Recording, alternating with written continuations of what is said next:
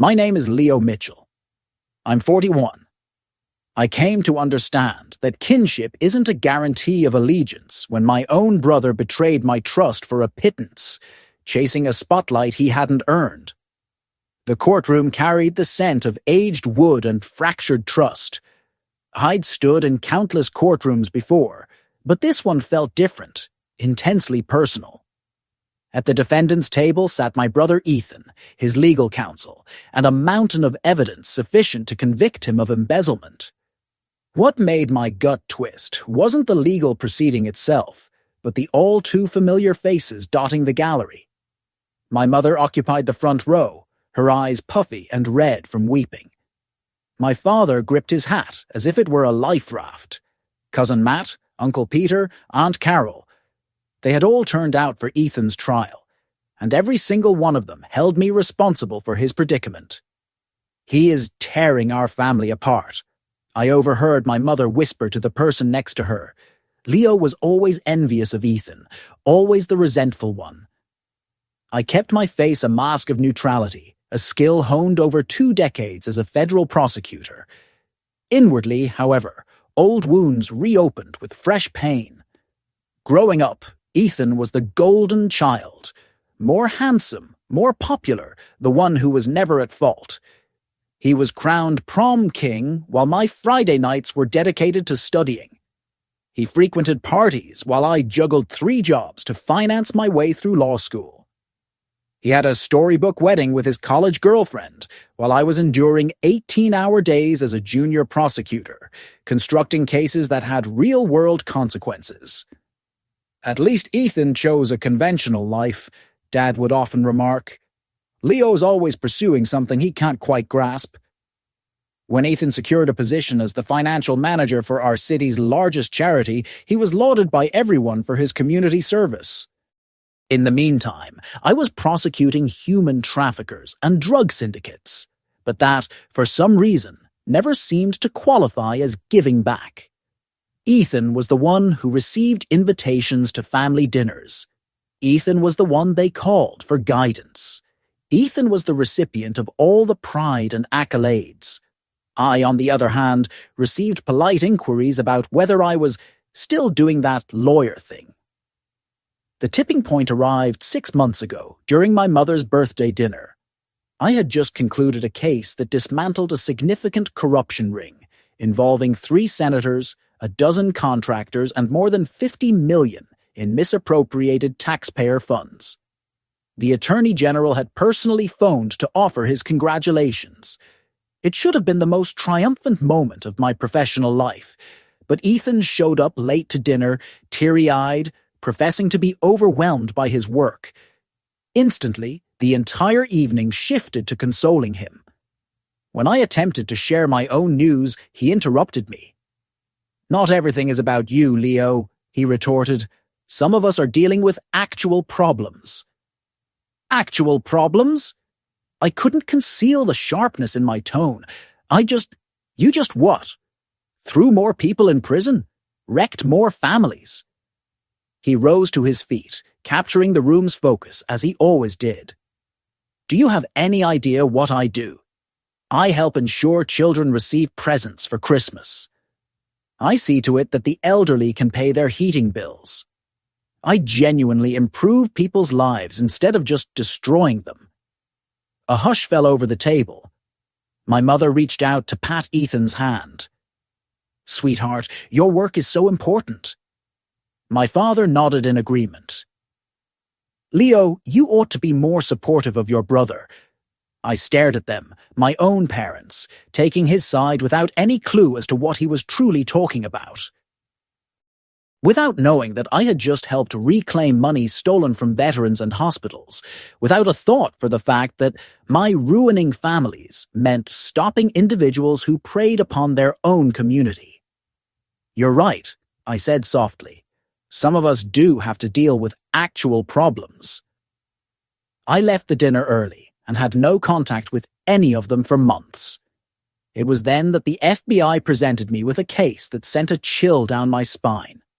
Someone was embezzling from the Sterling County Youth Foundation, the very charity where Ethan was employed.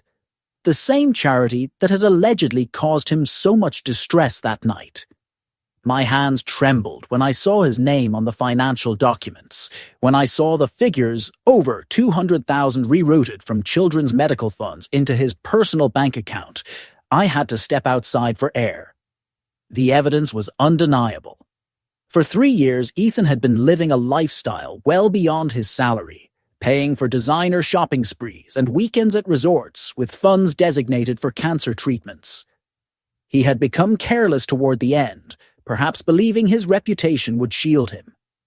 Perhaps he thought no one would scrutinize the golden child too closely. I should have removed myself from the case.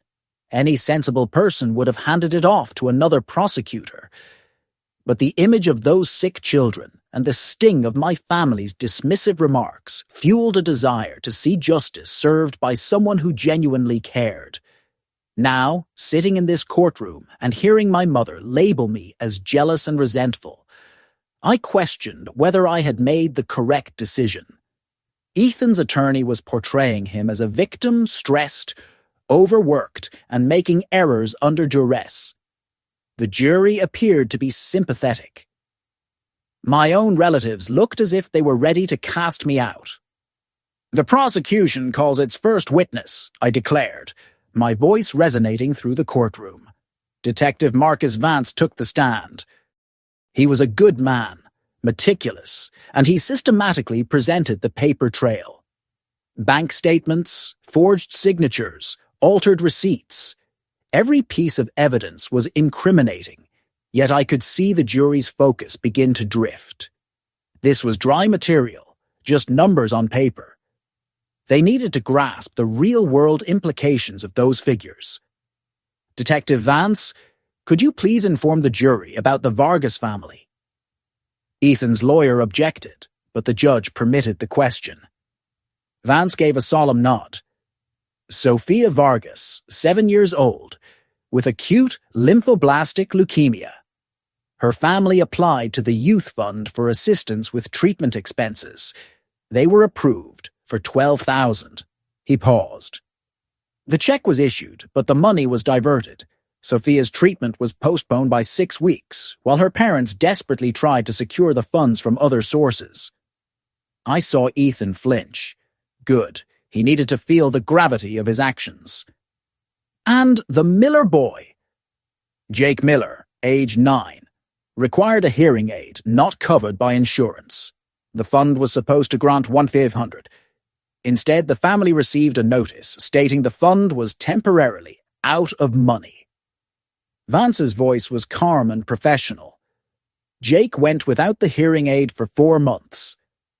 By the time we had gone through 6 such cases, 6 children who had been harmed by Ethan's avarice, the jury was completely captivated." I could sense the atmosphere in the room change as compassion for the handsome defendant hardened into something much colder. Ethan's attorney attempted to regain ground during cross-examination, implying the detective was prejudiced and the investigation was rushed. But Vance had performed his duties flawlessly. Every query had a ready answer. Every answer led back to Ethan. During the lunch break, my family cornered me in the corridor.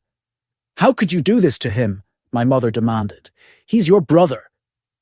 "He made an error," Dad chimed in. "People make errors.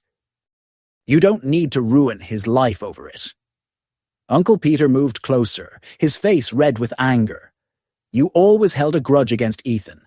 This is nothing but revenge." "Revenge?"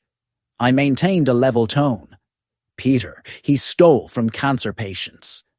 "He borrowed it," Aunt Carol interjected. "He intended to pay it back." "With what funds?" "He spent it on luxury handbags and getaways to Vegas." "You don't understand the pressure he was under," my mother said. "The strain of that job, handling all those tragic stories day after day. It ground him down." I looked at my mother. And what about the strain of prosecuting murderers, of receiving death threats from syndicate lawyers, of working 100-hour weeks to keep dangerous individuals off our streets? "That's different," she said dismissively. "That's your choice." The word struck me like a physical blow. Different.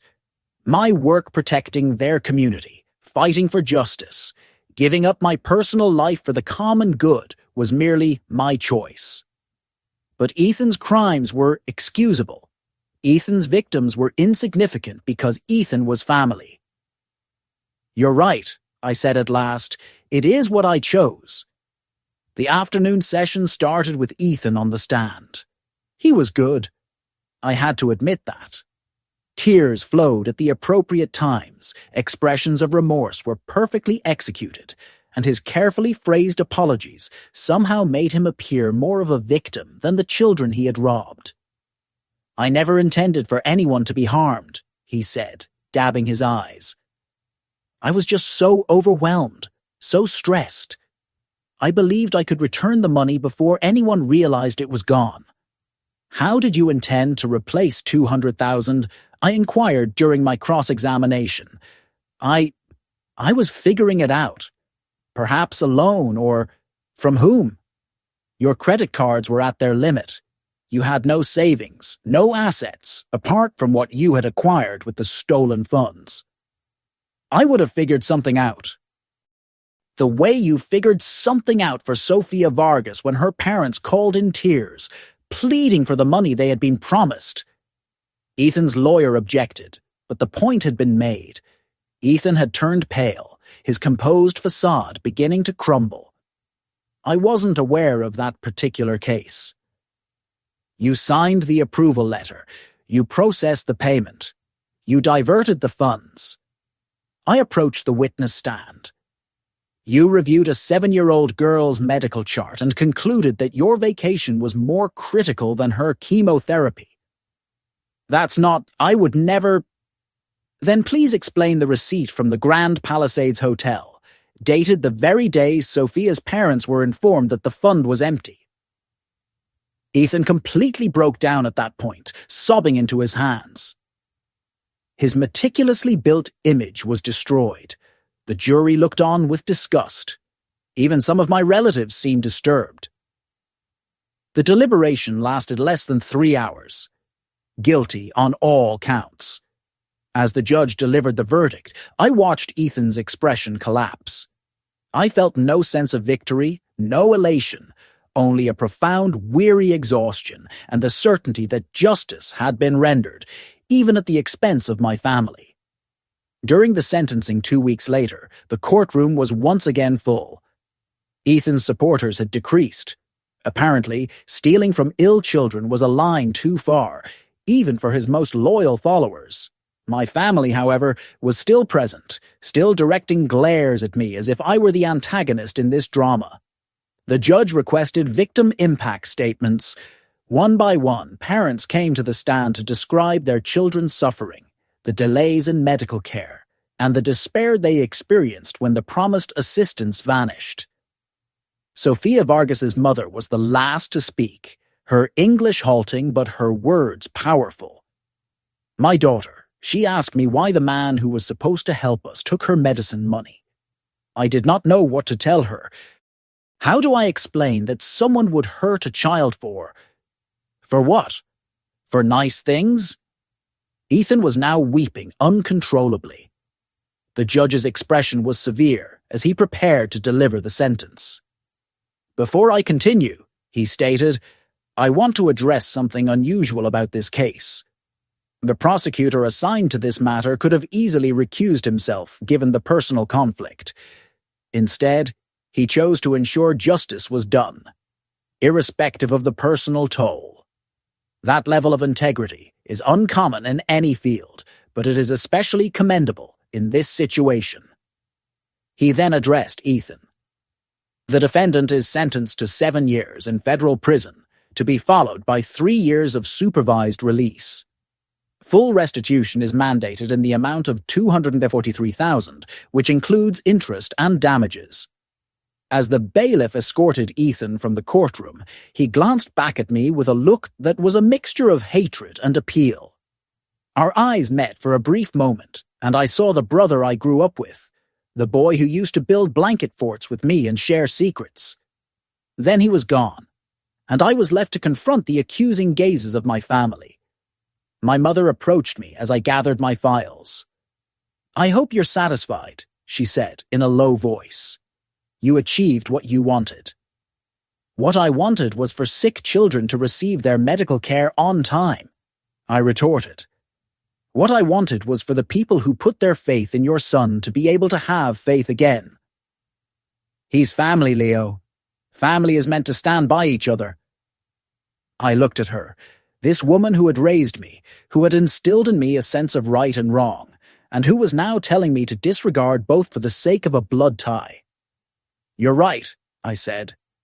"Family is supposed to stand by each other.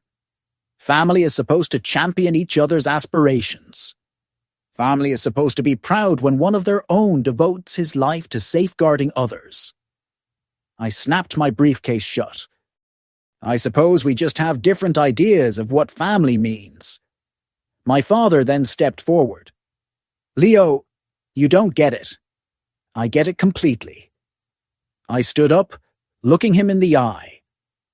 "I get that when Ethan needed comfort, you were there. When he needed backing, you all rallied for him. When he needed someone to make excuses for him, you all stepped forward." I paused. "When has any of you ever done that for me?" The question lingered in the silent air. My father opened his mouth, then shut it. "I've been prosecuting federal crimes for 15 years, I went on. "I've brought down corrupt officials, human traffickers, and leaders of organized crime. I've risked my life to protect this community. And not once have I ever heard any of you say you were proud of me." "We are proud," my mother began. "No," I cut her off. "You're proud of Ethan's charity work. You're proud of Cousin Matt's car dealership. You're proud of Aunt Carol's involvement in the PTA. But my work, my accomplishments, that's just what I chose. Isn't that right?" Uncle Peter stepped forward, his face flushed with anger. "You think you're superior to us? You think your job makes you special?"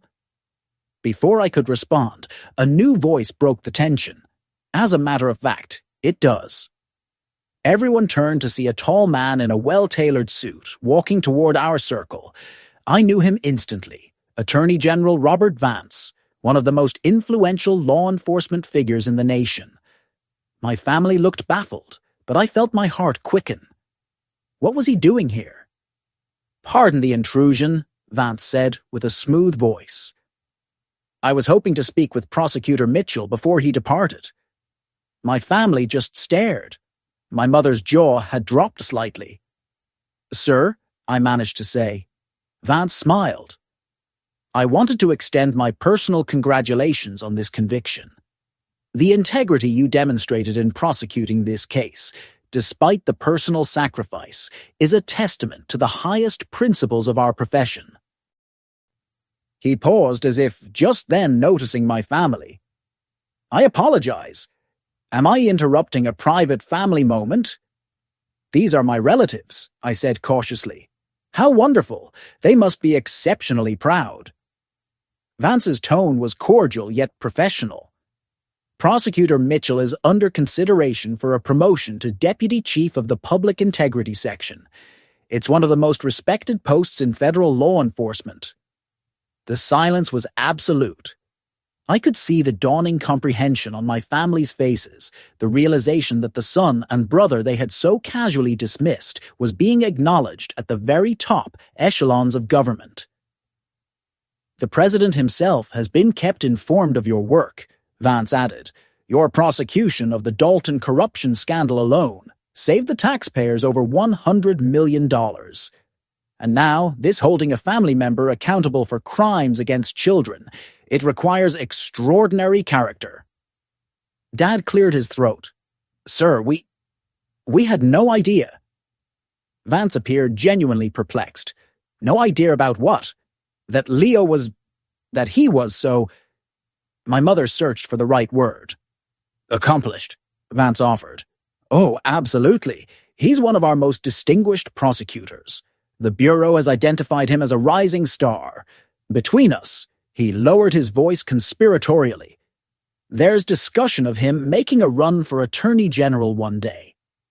Uncle Peter, who had been so quick to call me vengeful just moments before, now looked like he wished the floor would swallow him whole. "Well," Vance said, checking his watch, "I should let you return to your family time. Prosecutor Mitchell, my office will be in touch on Monday regarding the deputy chief role. Again, congratulations on a job well done." He gave my hand a firm shake, nodded politely to my family, and walked away, leaving us in a state of stunned silence. The elevator ride to the parking garage was the most prolonged of my life. My family followed me like a procession of guilt-ridden phantoms. No one spoke. They all kept stealing glances at me as if they were seeing me for the first time. When we reached my car, my mother finally broke the silence. "Leo, my dear, I am so sorry. We didn't know." "Didn't know what? That my work was important? That I was skilled at it?" I unlocked my car. "You didn't know because you never bothered to ask. In 15 years, not a single one of you has ever asked about my cases, my ambitions, my successes. You knew I was a prosecutor, but you never cared enough to learn what that actually meant." "We assumed it was just local stuff," Dad said feebly. "Local stuff?" I almost let out a laugh. "Dad, I have prosecuted sitting governors. I've dismantled international smuggling operations. I have stood before the Supreme Court and argued points of constitutional law." I looked at each of them in turn. "But you thought it was just local stuff because that's all you believed I was capable of." Aunt Carol took a tentative step forward. "Leo, we love you. We are family." "Family?" I echoed. "Ethan steals from cancer patients, and you all scramble to defend him. I dedicate my life to upholding justice, and you chastise me for being too severe." I opened my car door. "I'm finished making excuses for any of you." "Leo, please." My mother was crying now. "Don't let this drive us apart." I paused, my hand on the car door, and looked back at the woman who had raised me. The woman who taught me to be strong, to stand for what is right, and to never waver in my principles. The same woman who had just spent the past month telling me I was wrong for doing precisely that. "Mom, nothing has come between us," I said gently. "You took care of that years ago when you decided Ethan's feelings were more important than my achievements. When you decided his comfort was more important than my respect. When you decided that being family meant shielding the guilty and condemning the truthful." I got into my car and turned on the engine. Through the windshield, I could see them all standing there, lost, bewildered, finally grasping what they had been too proud or too biased to see before. As I drove off, my phone vibrated with a text from my partner at the office. "Saw the news. Incredible work. Drinks to celebrate." For the first time in months, I smiled. True family, the kind that truly mattered, wasn't always defined by blood. Sometimes it was about the people who recognized your value without needing a high-ranking official to spell it out. Sometimes it was about the colleagues who shared your principles, the victims who depended on your integrity, and the children who would receive their medical treatments because you refused to let family loyalty stand in the way of justice. Ethan would do his time, and, with any luck, learn from his actions. My relatives would eventually come to terms with the fact that their resentful son and brother was actually someone they should have been boasting about for the past 2 decades.